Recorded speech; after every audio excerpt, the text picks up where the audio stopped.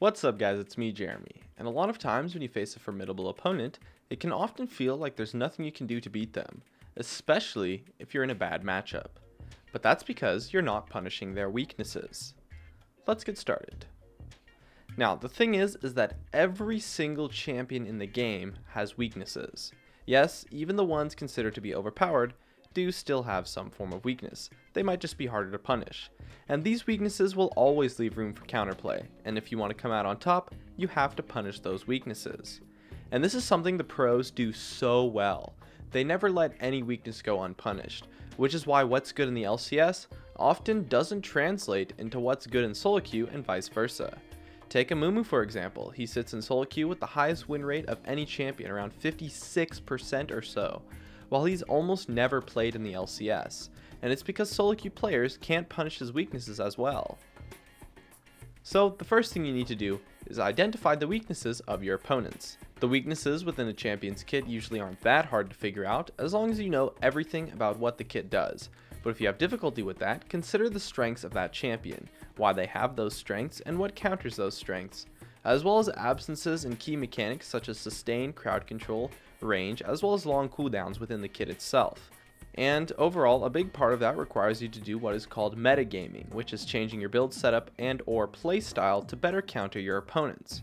For example, if I'm playing Thresh versus a Morgana matchup, I might take an AP rune setup and max Q so that my hook would outdamage her black shield completely even if she's maxing it, leaving room for the rest of my crowd control as well as the rest of my abilities. Or versus say a Leona on Thresh, I might take 80 reds and max E to maximize my auto attack harass, so that Leona cannot find engages on me while I focus on maintaining a health advantage. It's things like that that you need to do to punish weaknesses.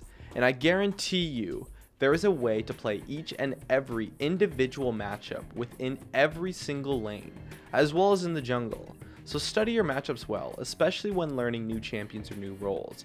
Obviously I can't go over every single matchup in specifics, but anyways, knowledge of matchups is incredibly important so that you can do the respective metagaming necessary. But weaknesses can also come from playstyles, not just from the champion. And so identifying those weaknesses might be a little bit difficult since they are different for each person, especially versus good players who can hide them well. For example, me personally, I used to spend way too much time hugging the bushes in bot lane. When I played against good AD carry players, they would punch that by zoning the bushes and poking me down if I went into them. And I often would, so I would get punished for it. They forced me to play outside of my comfort zone, which did not end well for me most of the time. And that's what you want to force onto your opponents. Observe their positioning, how they trade, and just their overall playstyle, and look for consistencies. And then of course you can play to punish those consistencies, just like my opponents punished me for hugging the bush by using it as a tool to get lots of free poke onto me.